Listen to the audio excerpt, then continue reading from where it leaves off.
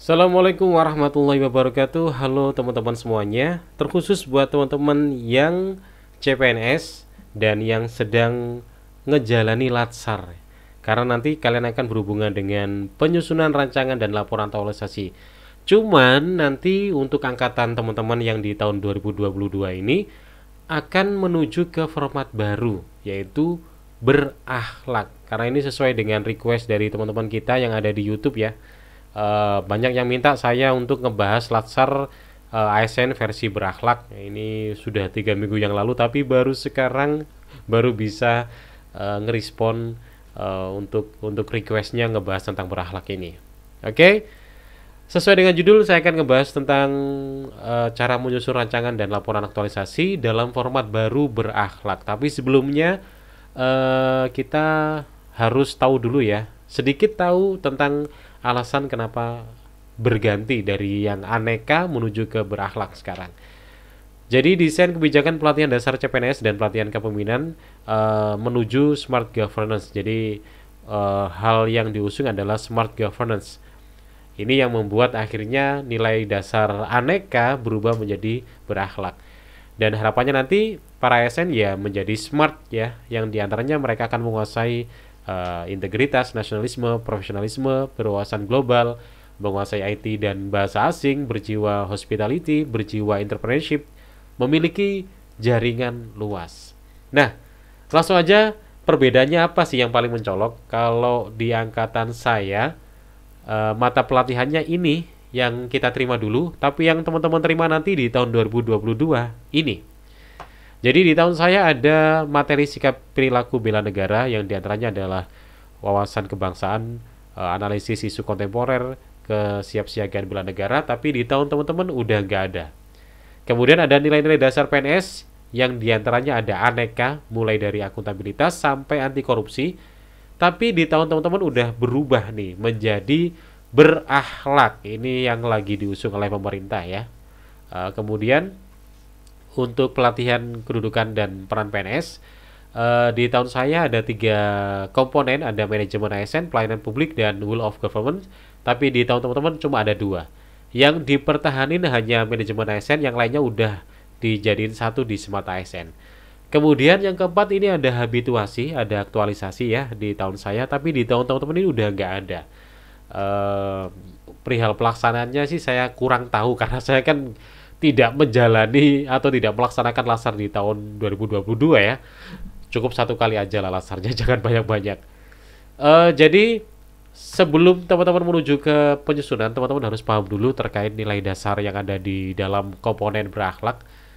Seperti berorientasi pelayanan, komponen nilai dasarnya ada ini, akuntabilitas ada ini, sampai loyal ya. Ini dasar untuk nanti membuat susunan dalam aktualisasinya. Nah, oke, lanjut aja. Kita langsung ke praktik penyusunannya. Secara prinsip sih nggak ada perbedaan dengan yang dulu ya. Secara formatif hampir serupa. Perbedaannya nanti hanya di metrik rancangan aktualisasi untuk ditabulasinya. Di sini keterkaitan substansi mata pelatihan. Kalau di saya ini masih bernuansa aneka, tapi nanti di tahun teman-teman harus diganti yang berakhlak. Nah, saya di sini akan ngebahas langsung di poinnya ya. Jadi saya tidak akan ngebahas dari awal karena sudah pernah saya bahas di YouTube. Jadi buat teman-teman yang pengen tahu langsung aja berkunjung ke YouTube saya. Tinggal diklik aja Bang Kowi. Nanti di sini muncul channel saya ya. Kemudian diklik dan teman-teman langsung aja menuju ke playlist. Playlist ini, kemudian cari playlist Latsar. Nah ini ketemu Latsar CPNS, itu diklik. Kemudian dicari aja nih. Ini ada panduan pembuatan aktualisasi ya. Panduan penyusunan ini juga. Silakan langsung aja menuju ke video itu, udah saya bahas lengkap. Nah, nanti kalau udah nonton itu baru deh bisa paham di sini. Oke, kita balik langsung ke sini ya. Jadi kita tinggal ganti aja nih hal-hal yang berhubungan dengan aneka. Karena aneka udah dihapus, kita ganti dengan yang berakhlak, termasuk pelatihan-pelatihan yang udah gak ada seperti ini ya, will of government kita ganti. Misalnya nih, kita random aja ya. Misalnya saya kegiatan ke ini aja deh. ke ini ke berapa ini? Ketiga. Oke. Jadi kegiatan saya ketiga nanti ada tabulasi keterkaitan substansi pelatihan. Di sini saya harus menyesuaikan ya. Misalnya di sini yang paling dominan di sini adalah pelayanan publik. Nah, saya di sini pelayanan publik kan udah dihapus ya di tahun kalian. Nah, ini di tahun saya masih ada, di tahun kalian udah gak ada. Nah, kira-kira masuk di mana nih? Karena di sini sudah dikolaborasikan dengan Smart ASN, ya ini kita ubah aja Smart ASN. Misalnya gitu ya. Oke. Kemudian di dalamnya tinggal menyesuaikan aja. Smart ASN tadi kan di dalamnya ada ini ya, ada banyak komponen ini. Nah, kira-kira yang sesuai dengan yang kita laksanakan apa? Oke. Kemudian akuntabilitas. Ini nilai dasar yang saya terapkan di pelaksanaan ini. Akuntabilitas di tahun sekarang yang berakhlak masih ada akuntabel ini ya. Jadi kita biarin aja, nggak usah kita ganti. Nah, ini yang kedua, anti korupsi. Di sini ada nggak? Nah, di sini kan udah nggak ada. Kalau di tahun saya kan ada nomor 5 ini anti korupsi. Kalau yang berakhlak udah nggak ada. Jadi kita cari yang sesuai. Di sini kan yang saya terapkan adalah jujur atau transparan. Terdapat pada saat menunjukkan instrumen penilaian dan kuesioner yang telah dibuat. Jadi nilai sikap kejujuran dan apa tadi transparan ya. Nah, yang sesuai apa kita coba cari di sini. Dan kalau kita lihat di sini ada di sini ya, melaksanakan tugas dengan jujur, tanggung jawab. Nah, ada di akun table. Jadi kalau ada di sini ya kita tinggal masukin aja di sini. Kita ganti menjadi akun table. Cuman masalahnya ini ada mentor yang nggak mau dalam satu komponen tabel ini ya, poin 3 nggak mau ada kesamaan nilai. Misalnya ini udah ada akun tabel ya. Terus di sini yang paling cocok ya akuntabel lagi, cuman apa ya, coach kita nggak mau, Widya Wiswara kita nggak mau, harus ada yang beda, nggak boleh sama dalam satu strip tabel ini ya. Kita cari selain akuntabel. Misalnya di sini yang lebih condong ke arah situ ya kayaknya loyal ya. Kita bisa masuk di sini memegang teguh ideologi Pancasila, UUD, kemudian NKRI dan lain sebagainya. Jadi kita bisa fokus di sini di ideologi Pancasilanya. Jadi kita ambil nilai dasar dalam Pancasila yang merujuk pada hal yang sesuai dengan tindakan kita, yaitu kejujuran. Jadi kita ganti aja menjadi loyal gitu misalnya. Kemudian komitmen mutu. Di sini kalau di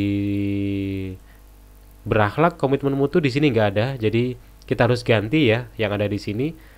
Nilainya adalah di sini mengunggah instrumen penilaian kuesioner bla bla bla. Jadi ini orientasinya ke mutu ya. Jadi hal inovasi. Kalau inovasi di sini kayaknya yang lebih cocok adaptif ya. Terus berinovasi dan mengembangkan kreativitas. Jadi adaptif ya kita ganti aja menjadi adaptif. Oke. Nah, jadi di situ aja poin-poinnya, tinggal yang lainnya diubah disesuaikan dengan pelatihan yang sekarang yang sudah nuansanya berakhlak. Dan juga hal-hal lain yang ada di laporan juga ini nanti juga pokoknya yang berhubungan dengan beraneka yang dicontoh yang saya buat di video penyusunan. Nanti teman-teman bisa download juga di situ formatnya. Nah, yang masih berhubungan dengan beraneka langsung aja diganti disesuaikan dengan yang berakhlak. Jadi kira-kira gitu ya teman-teman penyusunannya. Sekali lagi untuk format baru untuk yang berakhlak ini secara formatif tidak begitu mencolok perbedaannya. Secara format penyusunan mulai dari awal sampai akhir hampir serupa.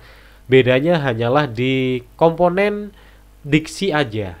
Diksi-diksi yang ada di beraneka diganti dengan yang ada di berakhlak. Nah, perihal pembahasan lebih lengkapnya teman-teman langsung aja yang belum pernah nyambangi channel saya, yang belum pernah ngecek, langsung aja dicek di playlistnya. Di sini sudah ada panduan membuat laporan aktualisasi ya. Mana ini? Ini ya. Kemudian ada juga video-video yang lain juga bisa ditonton. Yang jelas itulah perbedaannya antara beraneka dan juga berakhlak di tahun saya dan di tahun kalian di 2022 sampai seterusnya. Jadi mudah-mudahan video ini bisa membantu untuk teman-teman nantinya dalam menyusun rancangan aktualisasi dan dilanjutkan ke laporan aktualisasi. Semoga sukses latsarnya, semoga cepat terpanggil yang belum terpanggil, yang udah terpanggil semoga lancar sampai nanti mendapatkan sertifikat, dan nantinya bisa digunakan untuk pengajuan pemberkasan menjadi PNS 100%. Jadi biar gajinya bisa total maksimal. Oke, terima kasih. Semoga bermanfaat. Kita jumpa lagi di video berikutnya. Assalamualaikum warahmatullahi wabarakatuh. Sampai jumpa.